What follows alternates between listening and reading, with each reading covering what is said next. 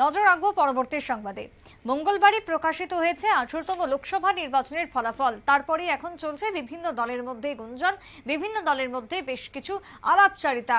Performance কেন খারাপ হলো, সিট কেন কমলো, কোন দলের ভালো পারফরমেন্স হলো, বিভিন্ন বিষয় নিয়ে আলোচনা বক্তব্য চলছে। চায়ের দোকান থেকে শুরু করে দিল্লির মসনদ পর্যন্ত সর্বত্রই একই ছবি ধরা পড়ছে। তবে এই পরিস্থিতিতে দাঁড়িয়ে এবার দলের পরাজয় নিয়ে বিস্ফোরক মন্তব্য শোনা গেল গুরুগ্রাম লোকসভার সাংসদের পক্ষ থেকে। ইন্দ্রজিৎ সিং তিনি রীতিমতো বিস্ফোরক মন্তব্য করেছেন। পরাজয়ের আসল কারণ জনসম্মুখে ফাঁস করলেন বিজেপির এই সাংসদ। মন্ত্রিসভা গঠনের ঠিক আগ মুহূর্তে যেখানে দাঁড়িয়ে রয়েছে আমরা, আগামী 8 তারিখে শপথ গ্রহণ, খুব সম্ভবত তার আগে মোদির উপর চাপ বাড়াতেই কি হঠাৎই এমন মন্তব্য? এমনটাই বিস্ফোরক কেন তিনি হলেন, কি মন্তব্য করেছেন, কথা বলবো। এই মুহূর্তে টেলিফোন লাইনে রয়েছেন অঙ্কিতা, আমাদের প্রতিনিধি। অঙ্কিতা, গুরুগ্রামের সাংসদের হঠাৎই মন্ত্রিসভা গঠনের আগ মুহূর্তে দাঁড়িয়ে জনসম্মুখে দাঁড়িয়ে বিস্ফোরক মন্তব্য কেন? দেখো, আগামীকাল এনডিএর বৈঠক রয়েছে এবং সেই বৈঠকে প্রধানমন্ত্রী নরেন্দ্র মোদী তিনি প্রত্যেক সাংসদদের নিয়ে বৈঠক করবেন এবং সেই বৈঠক যে আগামীকাল খুবই গুরুত্বপূর্ণ হতে যাচ্ছে সেটা বলার অপেক্ষা রাখছে না। আর বৈঠকের ঠিক আগ মুহূর্তে বিভিন্ন জায়গা থেকে বিভিন্ন বিস্ফোরক মন্তব্য কিন্তু উঠে আসছে বিজেপি নেতাদের পক্ষ থেকে।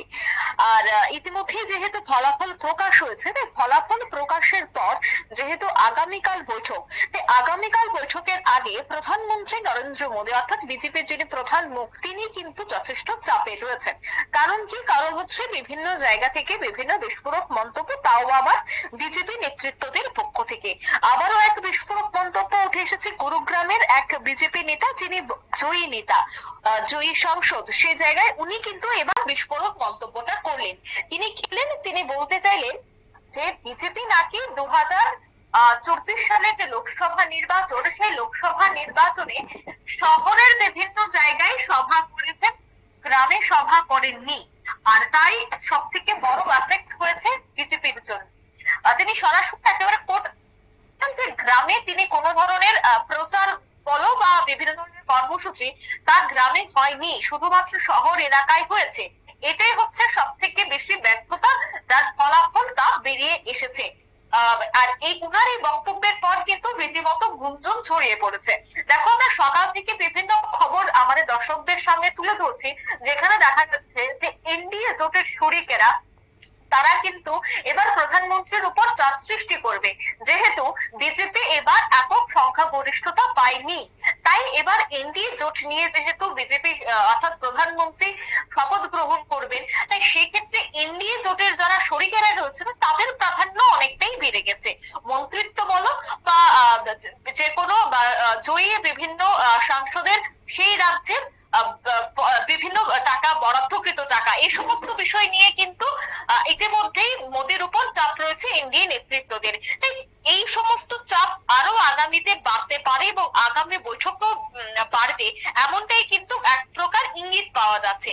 আর তারই মধ্যে গুরুগ্রাম লোকসভা আসন থেকে জয়ী বিজেপি প্রার্থী ইন্দ্রজিৎ সিং, তিনিও কিন্তু একেবারে বিস্ফোরক হয়েছেন। তিনি বলেছেন যে জয় পাওয়ার পর তিনি একেবারে জোর সহিত বলতে পারছেন, অর্থাৎ কোন ধরনের দ্বিধা না রেখে তিনি বলছেন যে শহরে শুধুমাত্র প্রচার কাজ চলেছে, গ্রামে প্রচার কাজ হয়নি, যার জন্য সমর্থকরা বিভিন্ন জায়গায় ভোট দিতে যায়নি বা পরিসংখ্যান অনেকটাই কম। আর ওনার এই বক্তব্যে কার্যত কিন্তু আমরা বলতে পারি আবারও রাজনৈতিক মহলে পারদ চড়তে শুরু করেছে। সকালে যে খবর আমরা দেখিয়েছিলাম যে পশ্চিমবঙ্গের বিজেপি নেতৃত্বরা, পশ্চিমবঙ্গের প্রাক্তন বিজেপির মুখ্য সভাপতি দিলীপ ঘোষ, তিনিও কিন্তু সংগঠনের বিভিন্ন সিদ্ধান্ত নিয়ে বিস্ফোরক মন্তব্য করেছিলেন। তারপর গুরুগ্রামের এই সাংসদের বক্তব্য রীতিমতো কিন্তু আমরা বলতে পারি চাঞ্চল্য। একেবারে 4 জুন বুধবার দেশের যে ফলাফল, নির্বাচনের ফলাফল, সেই ফলাফল প্রকাশিত হবার পর মোদী বিজেপি একক সংখ্যাগরিষ্ঠতা হারিয়েছে।